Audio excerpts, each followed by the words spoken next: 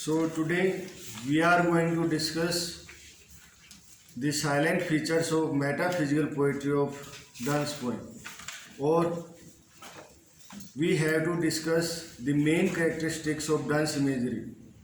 And the question will be in another way. दूसरे वे में भी आपका जो क्वेश्चन है वो आ सकता है कि describe Donne's imagery has always impressed readers by its range and variety and its avoidance of the conventionally ornamental. Discuss and illustrate from the poems you have read. Or we can say a thought to Donne was an experience. It modified his sensibility. Discuss with the reference to Donne's poem. Now, let us move on. As we know that John Donne is the most influential of metaphysical poets. जैसे कि बेटा हम जानते हैं John Donne का सबसे ज़्यादा प्रभाव रहा है as a metaphysical poet. He is the leader, the pioneer under whose influence all the metaphysical poets wrote directly और इनडायरेक्टली. और वो ही इकलौते पोएट ऐसे रहे हैं जिससे प्रभावित होकर जितने भी मेटाफिजिकल पोएट्स हैं सभी ने लिखा है. एंड दे राइट डायरेक्टली और इनडायरेक्टली. उन्होंने या तो डायरेक्टली लिखा है या इनडायरेक्टली लिखा है. And it was John Dryden who said in his discourse of satire. John Dryden सबसे पहले क्रिटिक थे जिसने अपने बुक में अपने एसे में लिखा था that John Donne in his poetry affects the metaphysics.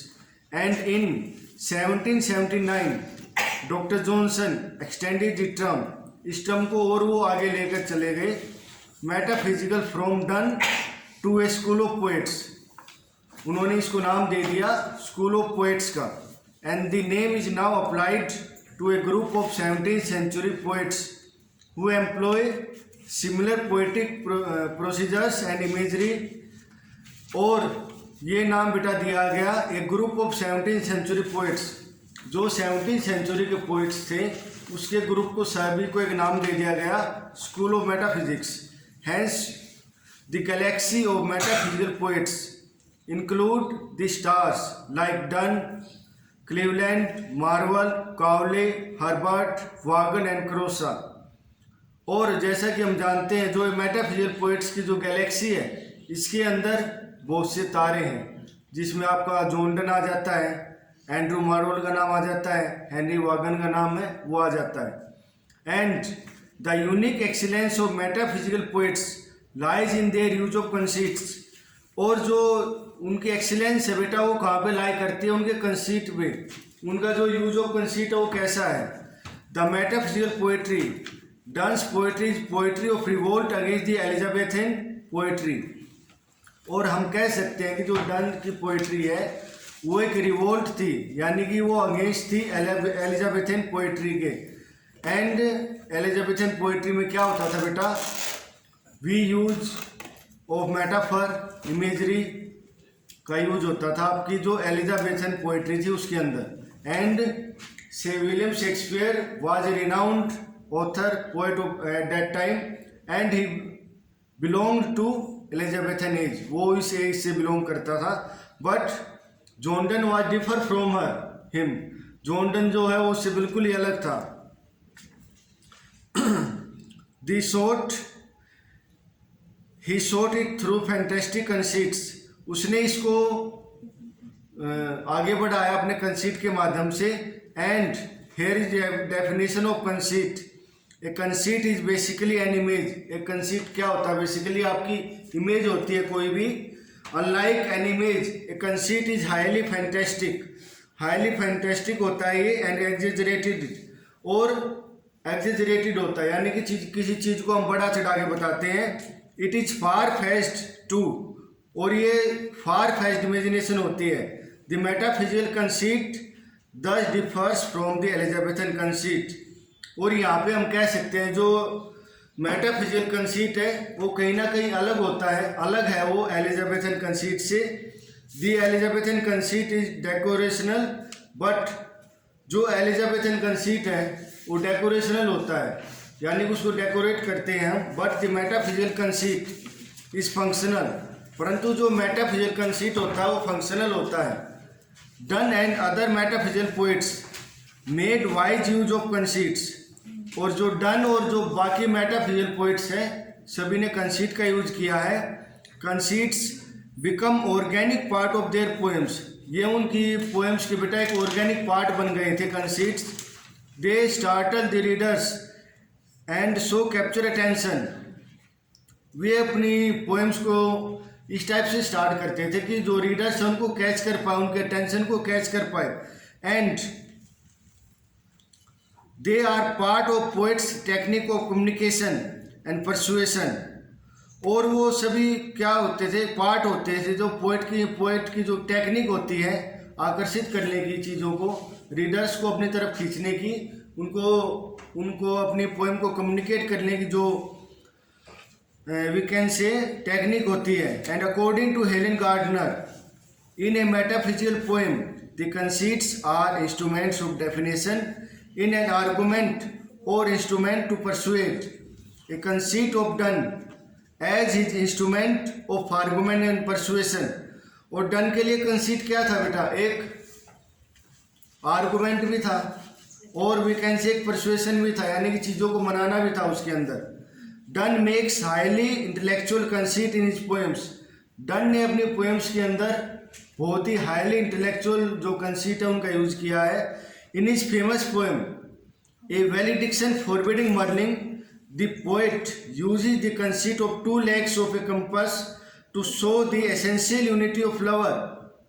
अब यहाँ पे जो पोएट है उसने क्या यूज किया है बेटा, यहाँ पे 2 legs ऑफ ए कंपास, यानी कंपास की 2 legs होती हैं उनका यूज किया है। To show the essential unity of lovers, lovers की यूनिटी को, उनकी एकता को दिखाने के लिए यहाँ पे यूज किया है।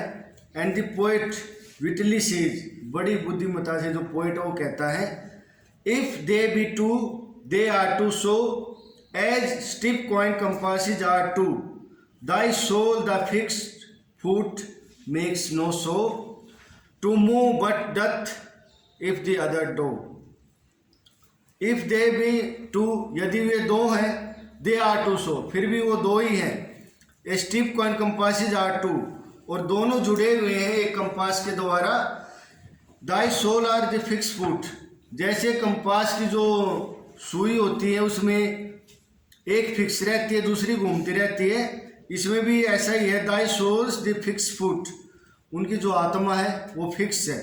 मेक्स नो शो, जो कोई दिखावा नहीं करती है। टू मूव, जब उन्हें घूमना होता है। But doth if the other do, एक घूमती है तभी दूसरी घूमती है, यानी कि फिक्स है तो दोनों फिक्स है।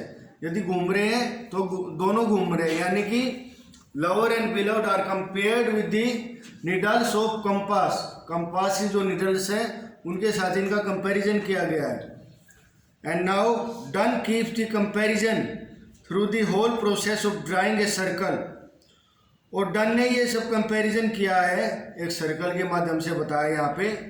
ही wisely gives a proof by analogy to their union, और यहाँ पे ये प्रूफ देता है। एनालॉगी का मतलब होता है बेटा सिमिलैरिटीज, समानता, यानी कि अपनी यूनियन की उसकी।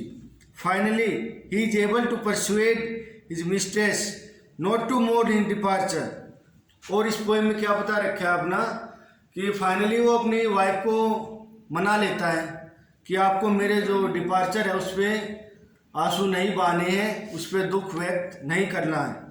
According to T.S. Eliot, conceits help the metaphysical poets to bring in unification of sensibility, यानी कि T.S. Eliot कहता है कि कंसीट के माध्यम से जो मेटाफिजिकल पोएट्स हैं वो लेके आते हैं सामने unification of sensibility.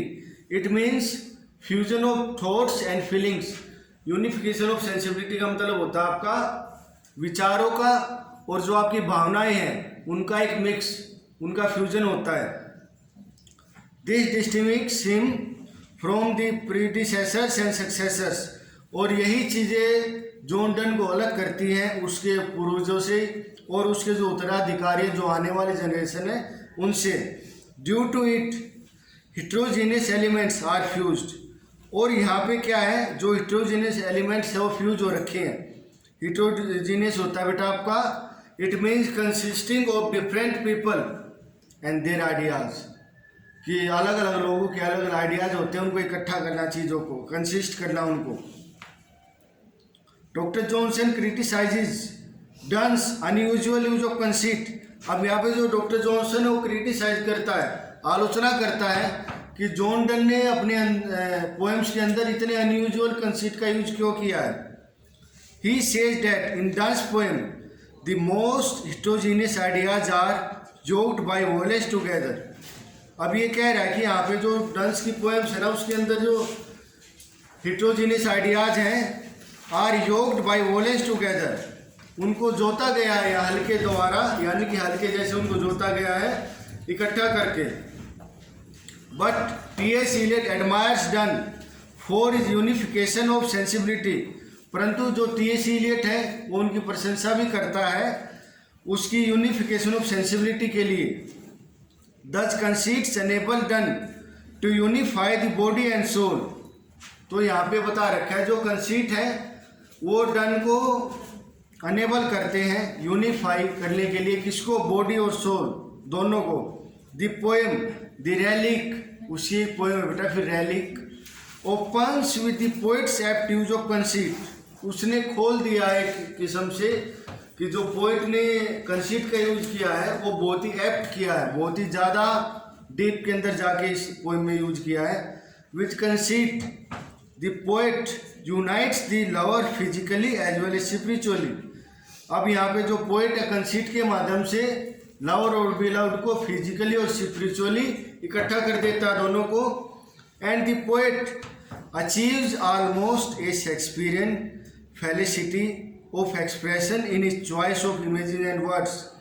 And here are the lines. The poet opens the poem. Relic poem A, this is not in your syllabus, but you have to learn and you have to remember all poems of John Donne में भी जो important poems है बेटा वो सारी आपको पता होनी चाहिए। तो लाइन दे रखी हैं। Here lover and beloved are buried in the grave. lover और जो beloved है बेटा वो कब्र के अंदर दबे हुए हैं। एंड आप इमेजिन कर सकते हो कि here is the grave and lover and beloved are buried here, यहाँ पे दबे हुए हैं। और ये कह रहा है कि when my grave is broken up, जब जो मेरी कब्र है उसको खोदा जाएगा, उसको बाहर निकाला जाएगा तोड़ के, यानी कि मेरे शव को भी बाहर निकाला जाने की कोशिश की जाएगी, उसको मेरी कब्र को खोदा जाएगा।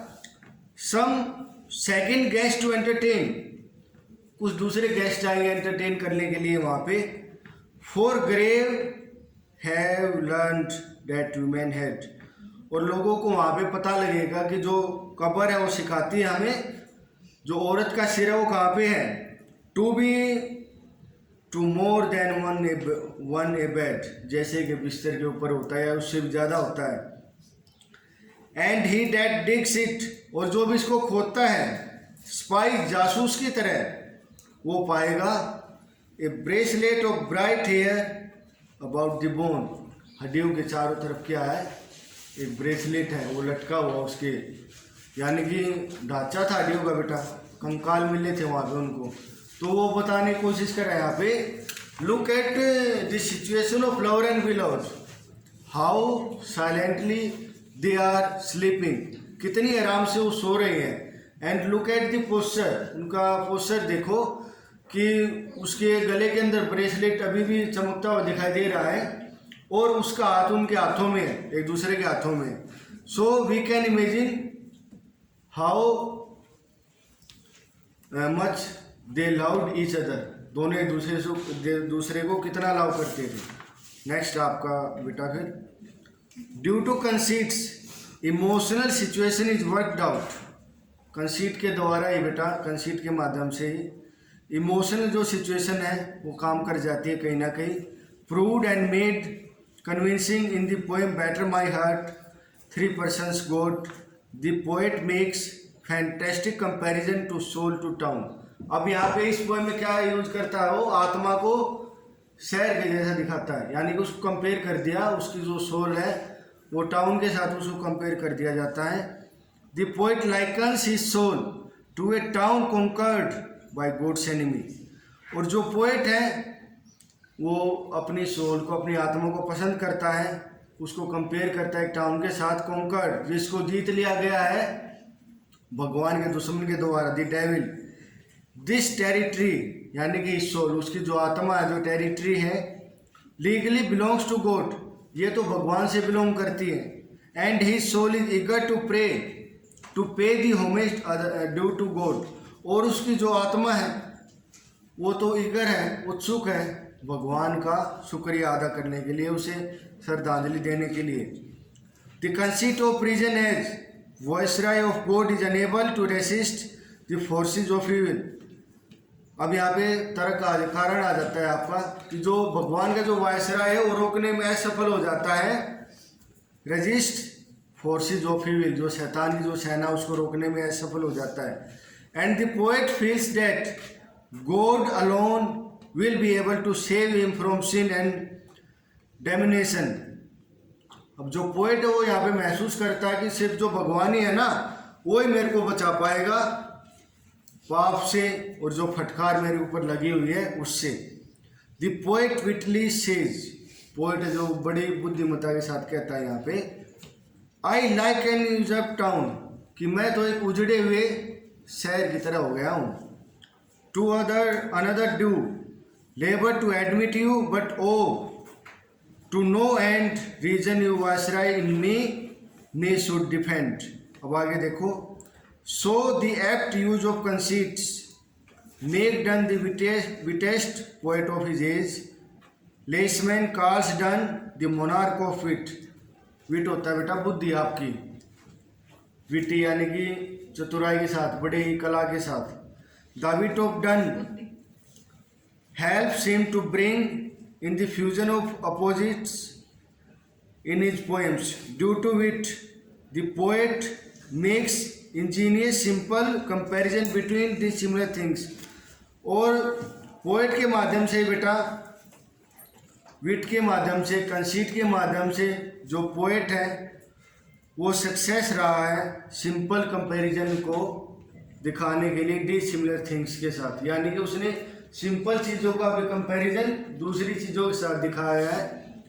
And it was possible by the use of conceits, ये सब पॉसिबल हुआ है जो फार फेच्ड कंसीट्स हैं उनके द्वारा ये सब पॉसिबल हो पाया है। It is in the opening lines that the wit the dramatic of the metaphysical poets are shown. अब किसी भी पोएम की आप ना बेटा ओपनिंग लाइन उठा लो, सभी में आपको पता लग जाएगा कि यहाँ पे फार फेच्ड कंसीट्स का शुरू से यूज हो रखा है। जॉनडन एक्सेल्स इन इट, और जॉनडन कहीं ना कहीं इसमें सुपीरियर है, सबसे आगे निकल गया है। The beginnings of his poems are dramatic, उसकी जो पोएम्स की बिगिनिंग है वो ड्रामेटिक है। अब्रप्ट, अचानक ही उसके जो पोएम्स है उनकी शुरुआत हो जाती है, कहीं से किसी भी वर्ड के साथ, किसी भी लाइन के साथ शुरुआत हो जाती है। एंड कोलिक्वियल, और वर्ड्स जो है आम बोलचाल के शब्द हैं, यानी कि उस टाइम के जो सेंचुरी थी, उस टाइम के जो वर्ड्स थे उनका यूज कर रखे हैं। The poet use the shock tactic, the rough idioms, the live and simple language to strike the readers. और कहीं ना कहीं जो पोएट है उसने इन सभी चीज़ों का यूज किया है यहाँ पे। In the opening lines the poet surprises us, चाहे बेटा कोई भी पोएम उठा लो, हर एक पोएम की जो ओपनिंग लाइन है जो पोएट है वो हमें सरप्राइज करता है। The openings of some of poems may prove all these, और कुछ पोएम्स की बेटा यहाँ पे दे रखी है ओपनिंग। सबसे पहले हम बात करते हैं द कैनोनाइजेशन की। For God sake hold your tongue and let me love. Second one आती है आपकी बेटर माई हार्ट 3% गॉड। फिर आपके the sun rising, busy old fool unruly sun. Next one आपकी the good morrow, I wonder by my troth what thou and I did till we loved. Through the opening lines the poet impresses us, और opening lines के माध्यम से जो poet है वो हमें impress करता है। He prepares us mentally and emotionally, वो हमें दिमागी रूप से और भावनात्मक रूप से तैयार करता है। This is how he takes us into confidence, और ऐसे ही वो हमें कॉन्फिडेंस के अंदर ले लेता है. So in the last the poet says that, and we can say that the metaphysical poets John Donne, Marvell made a novel contribution to English poetry. They were innovative. They made use of variety of techniques. उन्होंने बहुत सारी techniques का use किया यहाँ पे. And we can say irony, paradox, conceit in their poems. All these have added to the range and variety of their poems, and due to strange treatment of stock themes, the metaphysical poetry became modern and has still a universal appeal. Reading the poems of Eliot and Ransom, we are reminded even today of the technique style of the metaphysical poets. And ये कह रहा बेटा यहाँ पे, आज भी हमें metaphysical जो कॉन्सेप्ट है वो कहीं ना कहीं in today's era it is feasible, वो भी कहीं ना कहीं फिजिबल है.